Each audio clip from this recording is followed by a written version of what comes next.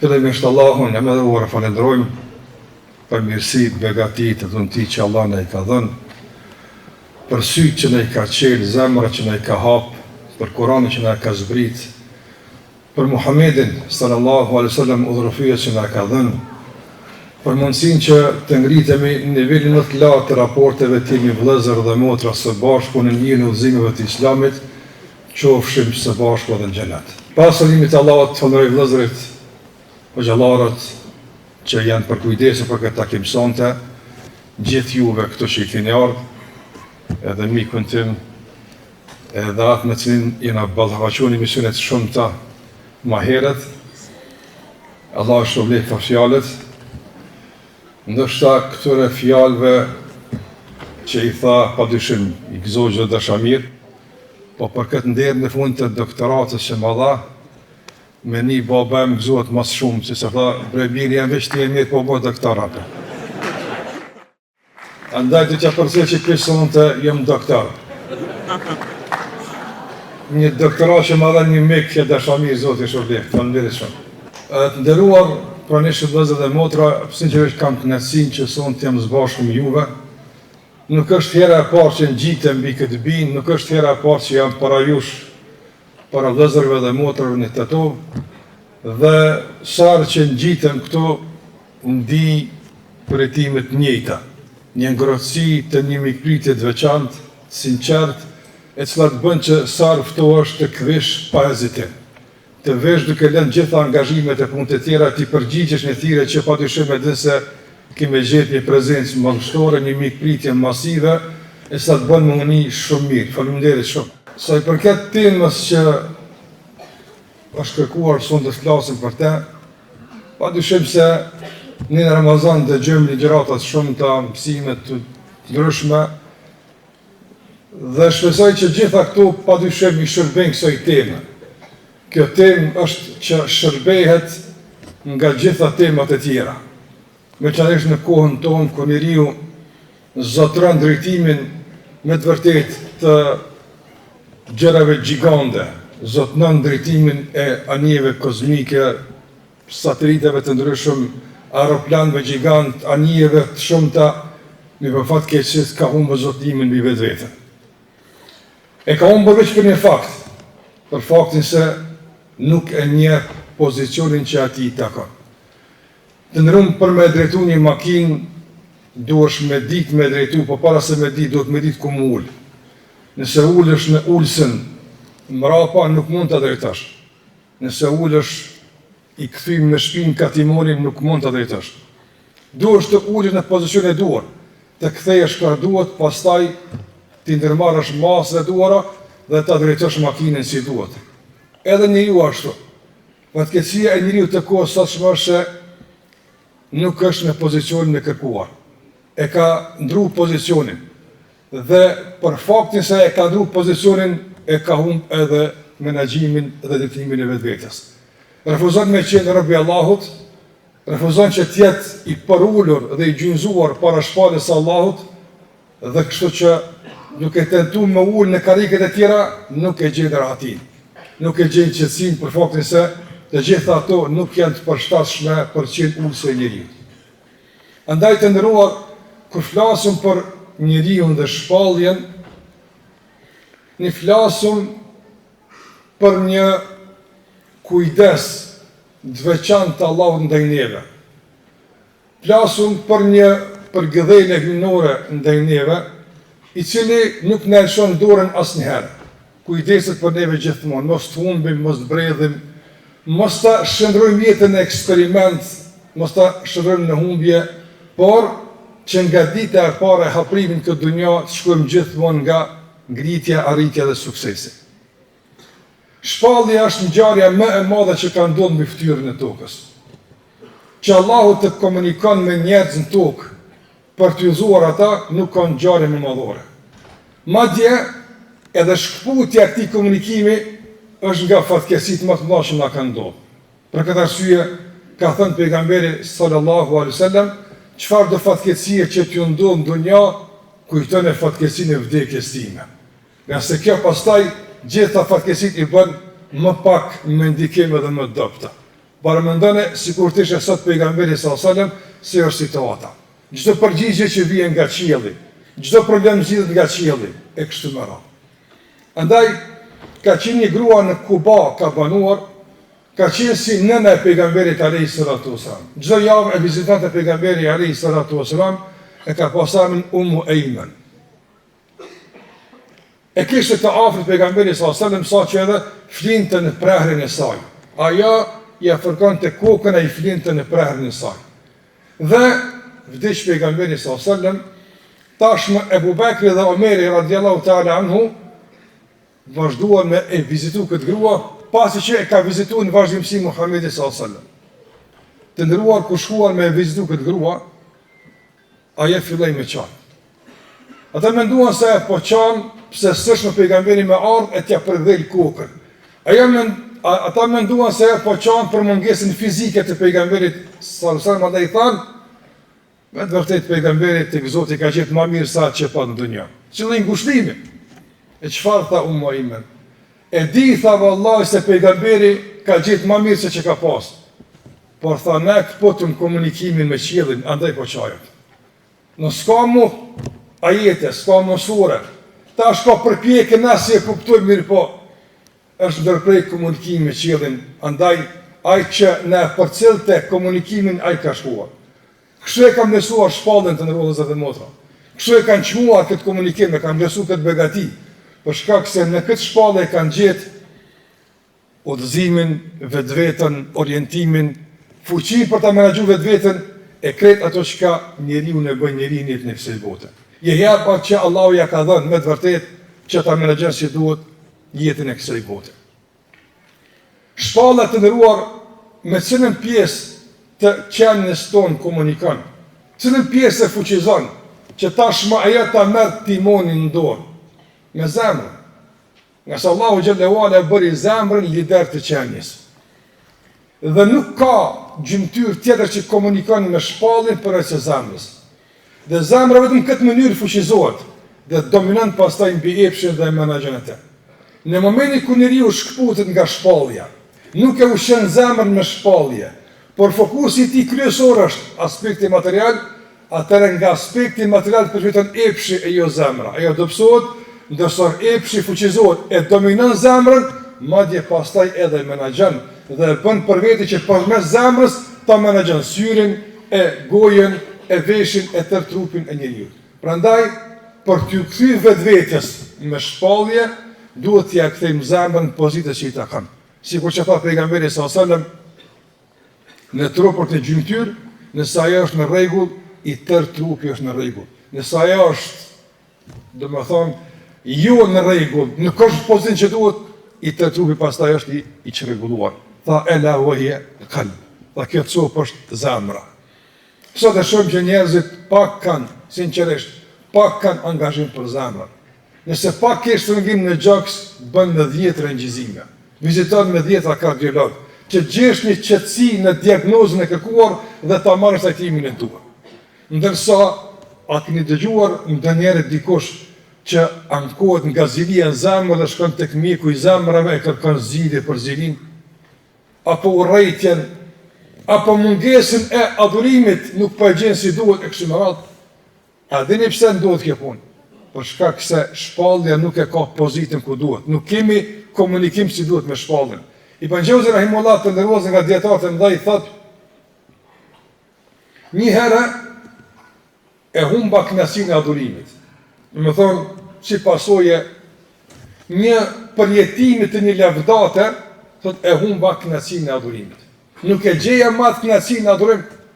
E përmendja Allahun, po nuk qetësoi zemra. Falesha, po nuk e gjeja qetësinë. Dhe fillova me kërku zemrën. Shikoni, thotë fillova me kërku me sadaka. Jep sadaka, po nuk u kthente. Shkova tek varrezat, nuk u kthente. Shkova atje, lexova, nuk u kthente. Derisa luta Allahun sinqerisht pas disa kohë, një muaj sa, o Zot, ma kthe zemrën që e pata nga sërën e humba. Do të ma ktheu Allahu xhallahu ala dhe u kthi për jetime. Muhamedi ibn Sirini para kësaj ka thënë të ndërlozër se isha duke u kënaqur me namazin e natës derisa nuk e përgojova në njëri. Pastaj u privova nga namazi i natës një muaj tjetër. Këta njerëz që e dini se çka është zemra. Këta që e dini se si orientohet dhe kur kënaqësia e kërkon në zemrën tek shpalla Allahu te bareku teala.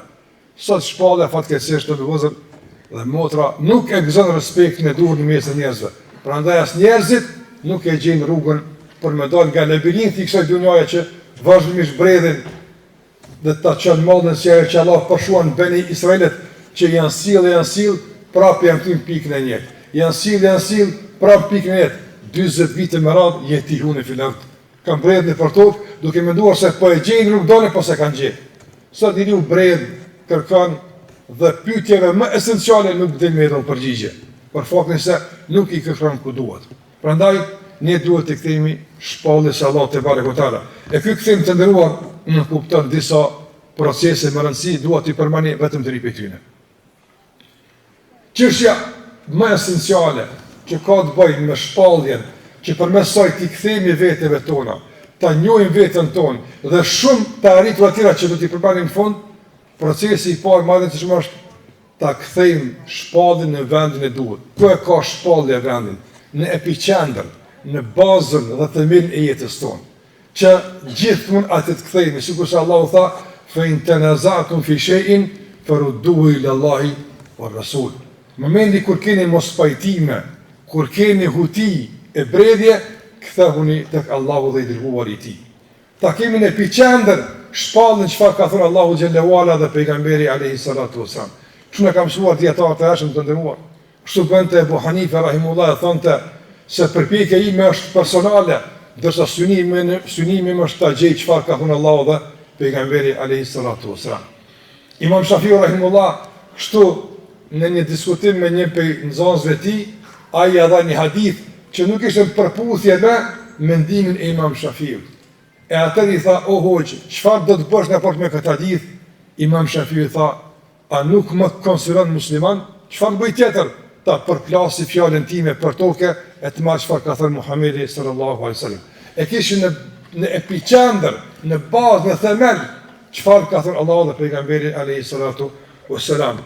Gjithashtu të ndërum, nga proces të rëndësishme të rikthimit të këshpallja është nështrimi pa rezervë, pa kalkulime personale dhe të interesave materiale. Shumë njerëz sot besimtar fatkeqësisht, momenti kur ballafaqohen me një argument nga shpallja, derisa të binden në nështrim, kalojnë për disa procese të kalkulimit. Nëse e zbatoj këtë urdhën, nëse largohem nga kjo ndaresë, çka ndodh me pasurinë time, çfarë ndodh me famën time, çfarë ndodh me mua.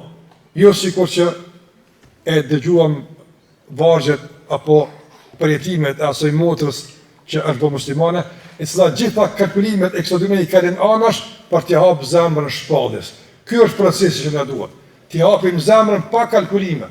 Dhe duhet që pikrisht më pëlqeu fjale që e përmeni shtëpi, sikur që e kam thënë edhe në disa raste më herët, se shpallja në raport me zemrën nuk duhet të jetë musafir, por duhet të jetë zot shtëpie. Njeriu kur futet në shtëpinë e tij nuk merr leje për të futur në asnjë cep të shtëpisë, as në dhomë caktuar, as në banjë kudo qoftë, është shtëpia e tij. Musafiri po merr leje, a bën apo s'bën. E shpallja nuk duhet me kërku leje, a bën me u fut në këtë pjesë të jetës, e a bën me fut në këtë pjesë të jetës, por duhet jetë zot shtëpie. I themi urna, kjo është shtëpia ime, kjo është jeta ime dhe ti bën me të çfarë të duash. Kështu i thanë sahabët pejgamberit alayhis salam. Ja, kjo është Medinja jonë, kjo është shtëpia jonë, kjo është pasuria jonë, këta jemi ne, bën me neve çfarë të duash. Madje i thanë, nëse jam syn detit, do të jam syn së bashku me ty. Kjo është padyshim ajo që kërkohet sot. Për faktin se atë pjesën më të rëndësishme kemi të kaluar, bindja së fjallë Allahut, bindja se Allahu din më së miri, bindja se Allahu nuk na ngarkon për te mundësive tona, bindja se Allahu nuk ka interes për neve, këtë atë që Allah e kërkon nga neve është në dobinë tonë.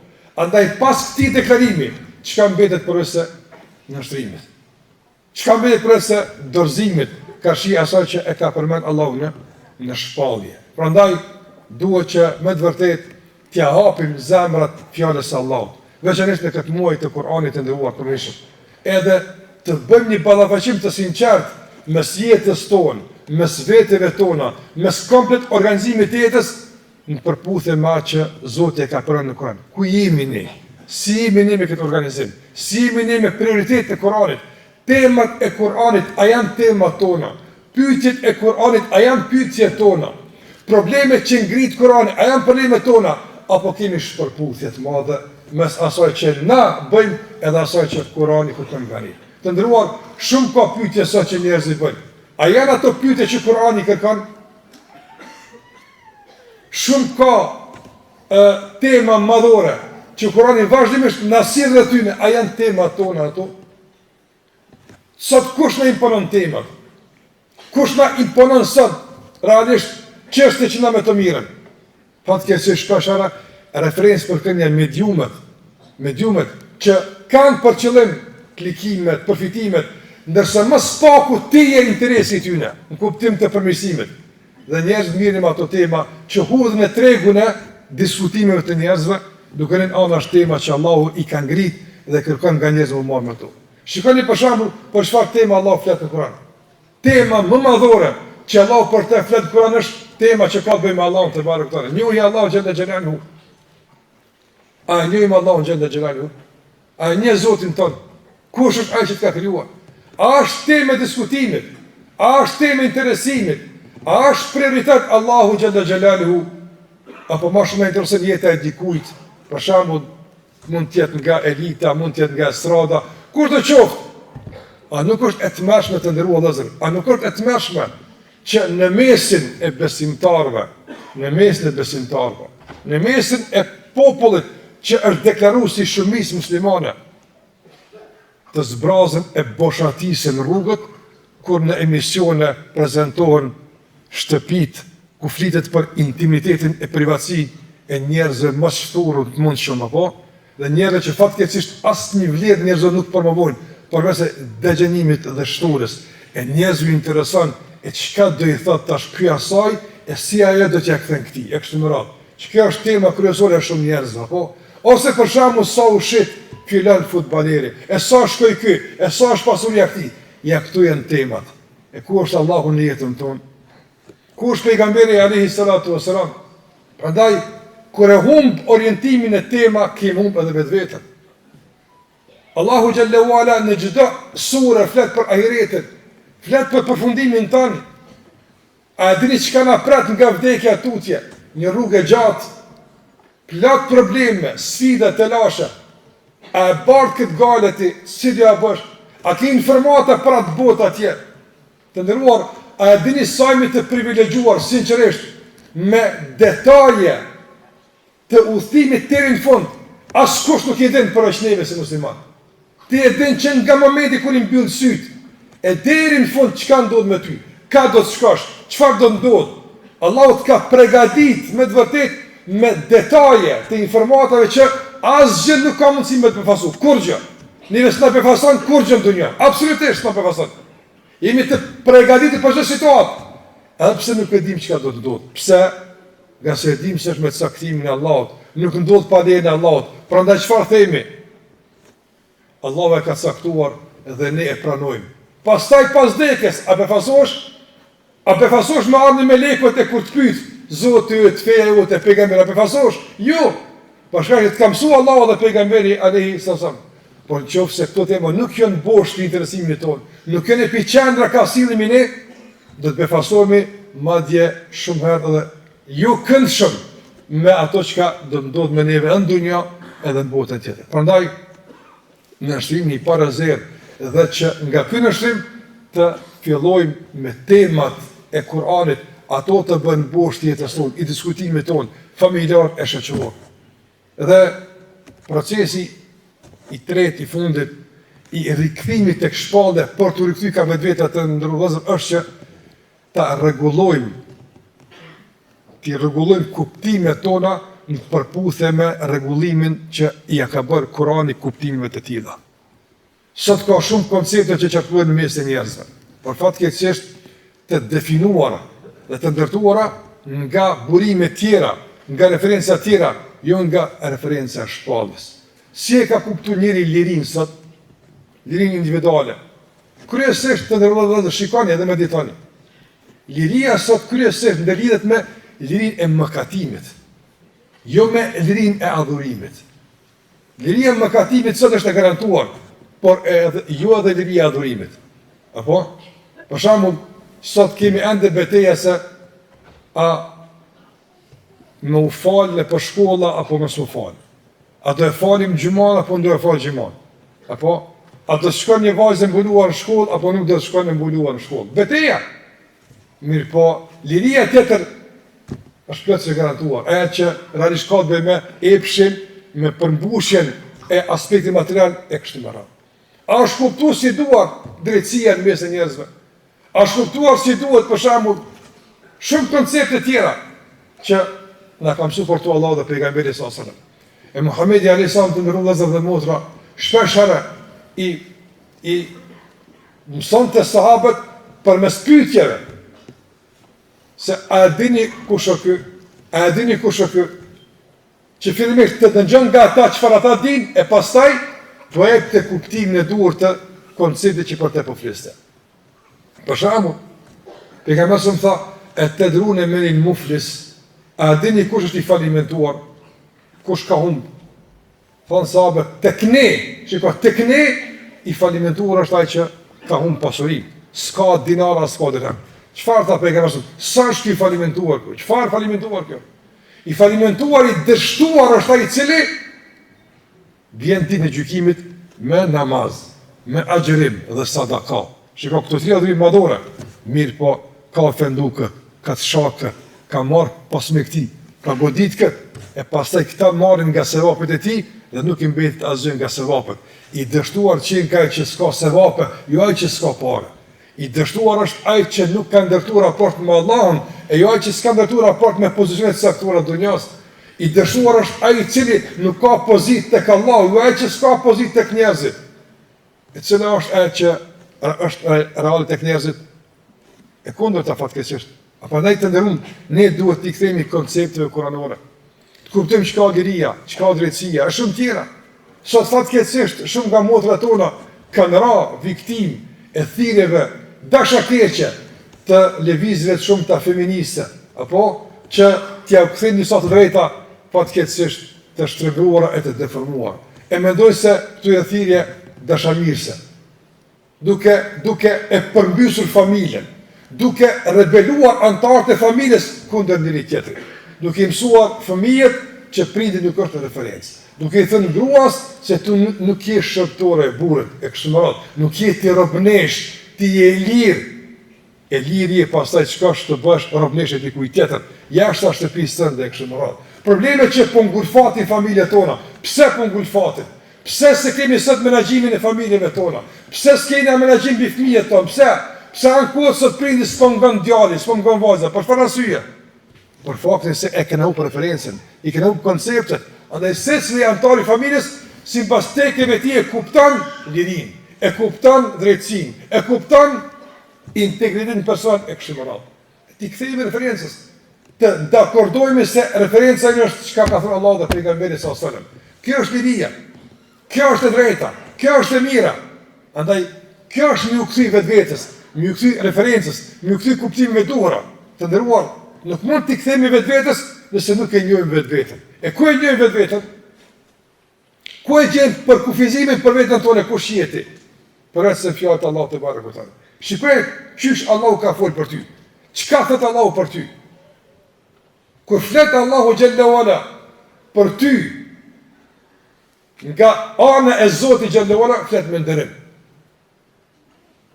Unë qad karramna bani Adam. Ne nderuam bijtë Ademit. Ne e krijuam njeriu. Ne e krijuam. E nderimit shumë. Na i tham me lajkën e miron sejdë Ademit. Nga ana e Allahut gjithë i nderuar je. Nga ti, nga brendja jote.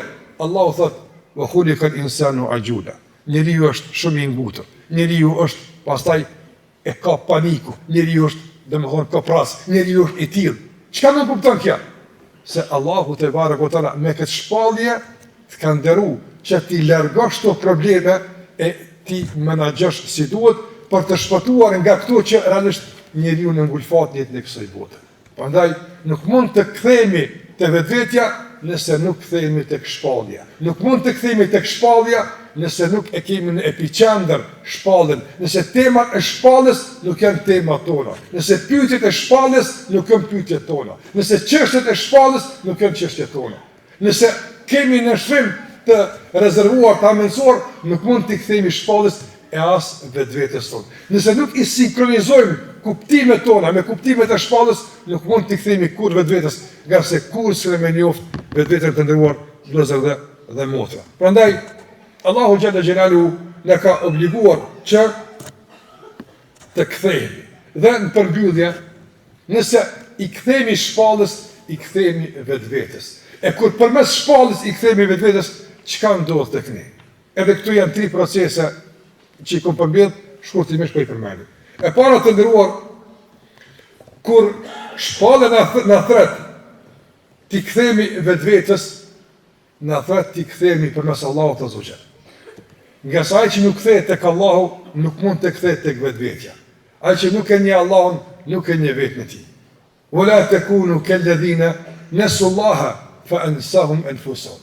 Mos u bëni sikur ata që e haruan Allahun, e Allahu bëri çfarë të ndodh, ta harrojnë vetveten. Prandaj shpallja na thret që duke u kthyer tek Allahu, ti kthehemi vetëve tona. Ti kthehemi asaj që Hoxha tha, natyrshmërisë së pastër që Allahu na ka krijuar. Na që Allahu ka gdhendur brenda vetëve tona, la ilaha illallah Muhammadur Rasulullah. Këtë e ka gdhendur Allahu mbrana, natyrshëm besojmë në Allahun dhe natyrshëm besojmë në Muhammedin sallallahu alaihi wasallam. Dhe matutje të vazhdojmë. Në vazhdimsi ti kthehemi Allahu xhalla xhelalu, një kthim të fuqishëm që nuk kupton fillimisht praktikën e gjitha asaj që na pengon të lidhemi me Allahun xhalla xhelalu, padyshim punët e pahishme dhe mëkatet. Nga proces e rëndësishme që ndodhin kur na i kthehemi shpallës dhe vetes unë është se shpallja duke na kthyer tek Allahu dhe duke na kthyer tek vetvetja, na kthen tek qëllimi i jetës. Tashmë kemi referencë, tashmë kemi fjalor, tashmë kemi orientim dhe tashmë kemi qëllim. E dim realisht çfarë bëjmë, pse e bëjmë. Dhe jeta merr një arsyeshmëri të plot, kompletuar, nuk është më e rastësishme, nuk është më diçka e pa kuptim, nuk është më diçka e psharake, e pa arsyeshme, por është një përputhje të plot me arsyen e shëndosh. Sa ka vepra sa të nderuar vëllezër dhe motra që njerëzit i bëjnë dhe s'ka kurrë arsyeshmërie. Se kupton thjesht pse e bën njëri këtë punë. Sinqerisht, me çka arsye ata? Sikur që e përmana për shembull, ato shtëpi që po i bëjnë dhe në mediume po shfaqet. Ma trego çfarë arsyeshmërie ka që të ketë një shtëpi të tillë të shikuar. Për shembull, me pyet njëri, sipas arsyes tënde shëndosh, pse meriton ky program të shikohet? A ka arsye? S'ka arsye. Ka epsh, ka kurreshe të pamenagjuar, ka zbrasi dhe boshllëk, ka realisht manipulim të vazhdueshëm për faktin se nuk ka qëllim në jetë, nuk din çka më bë. Sikur që thonte Hasan al-Basri për disa njerëz, sikur të kishte mundësi me u ble koha, u kisha ble do njerëz që po isha tunet bodi hava. Apo e kanë kohën kot nuk ju duhet njerëzve kohë. Prandaj s'ka qëllim, nuk ka punë, nuk ka projekt jetësor. E shpallën e kthen tek qëllimi, ti e kriju për çfarë caktuar dhe duhet gjitha aktivitetet e jetës me i organizu dhe me i sinkronizu dhe me i orientu në shërbim të këtij qëllimi. Wa ma khalaqtul jinna wal insa illa liya'budun. Njerëzit i kam krijuar për të më adhuruar. Adhurimi është projekti jonë madhur. Na kemi rol këtë dunja, na kemi rol këtë dunja, ta ndërtojmë këtë botë me adhurim, me përkushtim e me atë që Allahu te barekuhu te ka kërkuar nga ne. Prandaj nuk kemi kohë për humbur në emisione të tilla të kota. Madje edhe shumë tjera, nga se jemi të angazhuar me punë më të mençura, më përmbajtësore, më kuptimplote, më domethënëse. Kjo është ajo që e bën shpalla me neve. Në orienton dhe në jap qëllim, dhe jap kuptim çdo gjëje. Madje të nderuar zot, akoma këndshëm se kur ti në bukën që han ka kuptim, në ujin që e pin ka kuptim. Gjithçka merr kuptim. Për te ngopjes materiale, ka kuptim për te kësaj, diçka e një dimensioni komplet tjetër. Ti kur flan ka kuptim se flan, s'është vetëm kërkesa natyrshme, po diçka për te kësaj. Ti edhe kur vjen këtu me ndëgju ligjëratën ka kuptim. S'është vetë thjesht, s'kam çka të bëj, apo hajt shkoj të shikoj kush erdhe, kush shkoi, çfarë po ndodh. Jo, ka kuptim. Madje edhe në atë që të mungon ka kuptim. Ka kuptim. Edhe pasuria ka kuptim, edhe vashnia ka kuptim. Edhe shëndeti ka kuptim, edhe smundja ka kuptim. Gjithçka ka kuptim. Te besimtari. Gjithçka ka një arsye, e ka një usi pse ndodh. Dhe aftësia e besimtarit për t'i lezu këtë ngjarje e bën të veçantë. Prandaj të nderuar vëllezër, nuk është sot analfabet ai që nuk din me lezu shkruajt e me lidh. Kjo ka kaluar.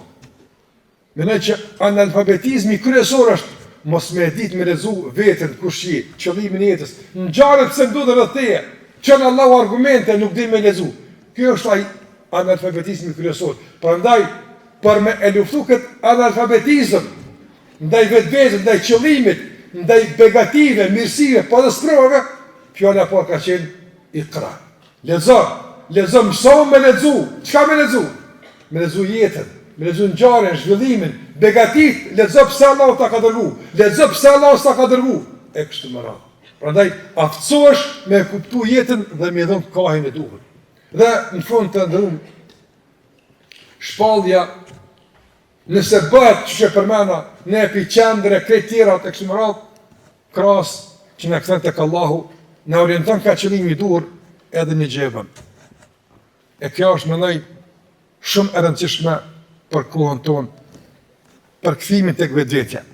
Në bën që të miremi seriozisht me të metat tona, duke mos pas ku t'i shojmë e t'i ndjekim të metat e tjere.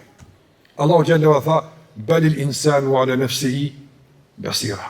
Njeriu e nje vetin e ti mës miri. Walau alqa ma'adhira. E pse të tenton të arsyetohet, e të justifikohet, e të e din njëri vetën e ti. Prandaj të ndërun vëllezër dhe motra, Kur'ani na ballafaqon me vetën. Ky je ti, kot fshihesh, kot kot e mashon. Më mirë këndellun këtë dunja. Njihi të metat e tua, merr me to, përmirësoje vetën tënde, mos e injoro, nga se ka marrë një ditë kur krejt kime i pa, por në pa mundësi me i përmirësu. Krejt kime i pa, por në pa mundësi me ndryshu. Prandaj të ndërru vëllezër, Hasan al-Basri rahimullah, një ditë me ne, ka net me njërit, e pranë ty në kalin një gjenaza, e tha Hasan al-Basri rahimullah, çfarë ta mërmene kështë me bo këj njëri, sikur kishte mundësi me u këtu në dunja. Tha kishte me umo me vetë vetën, me përmesimin e vetës ti, kishte me shtu adhurime, kishte me u pendu e kështë më ratë. E atër, Hasan al-Basriuja tha këtë që unë e u përmana. Tha nëse kësë mundet, ti mundesh. Ti sot mundesh, mos fut në kohë me të metet e njerëzve, mos u merr me probleme që nuk janë tujat, jashtë kompetencave tua, jashtë përgjegjësive tua, nga se ti ki përgjegjësi për vetën tonë dhe familjen tonë. Sikur që tha Allahu xhallahu në Kur'an, ku anfusakum wa ahlikum nar. I lutem në fund, merr në këtë ajet paroll, merr në këtë ajet vendos në kudo qoftë që të jetë me të vërtetë një orientim jetës tonë, ku Allahu tha, rune vetën e juaj dhe familjet e juaja nga zjarri i xhenemit.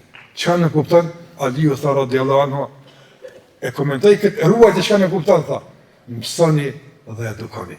Mësoni Islamin, edukoni frymën të Islamit, kthehuni Allahu te bareku teala për t'ju kthy vetvetes, njihni veten mirë kush jeni, flakni mangësi, dobësit, kërkoni falë tek Allahu, pendohuni, përpjekje e vazhdueshme për t'u ngrit, për ta ringjallë këtë zemër, për ta kthy ka Allahu xhalla xhelaluhu, e që pastaj nesër të gjykimit, çdo proces që ndodh të themi e di, e kam lexu, jam përgatit, i gatshëm jam për çdo ballafaqim, e që peshurat vjen e rënd, ndërsa llogaria vjen e lehtë dhe gjykimi vjen. Gëzimi i madh që Allahu na thot, hyni në xhenet, nga sua kanë fal mëkatet juaja. Allahu na udhëton në drejt. Allahu na përmirëson zemrat tona. Allahu na ruaj nga zhvendosja, nga hutia, nga habia. Allahu na ruaj nga zhurmues të shumt që nga ne pengojnë me dëgju fjalën e Allahut. Fjalën e pejgamberit alayhis salam, na mëson që të gjejmë qetësi, gjeni kohë për veten e juaj. Nuk është askush më i rëndësishëm se ju, pastaj vin tjerët. Andaj, sikur që edhe është udhëzim në aeroplan, nëse ndodhi çka, çfarë thotë ai? Spari vendose në gojë për vete, pastaj fëmijët tënë. Ti nëse shpëton, shpëtojnë tjerët. Nëse na humbin tjerët. Na qoftë Allah shpëtim tonë për njerëzit, për sfarit për jetën tonë. Faleminderit.